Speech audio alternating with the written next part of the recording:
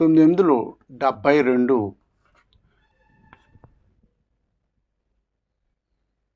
ఒకటి తగ్గించి 2 ఒకట్లు వేసుకున్నాం, ఒకటి పెంచి 2 8 వేసుకుంటాం. ఆన్సర్. కానీ ఇంకొక విధంగా చేసినట్టయితే, ఈ సూత్రాన్ని ఉపయోగించినట్టయితే చూడండి, ఈ విధంగా వేసుకుంటే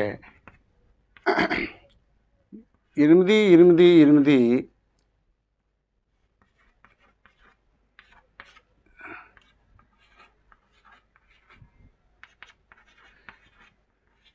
3 సున్నాలు వస్తాయి.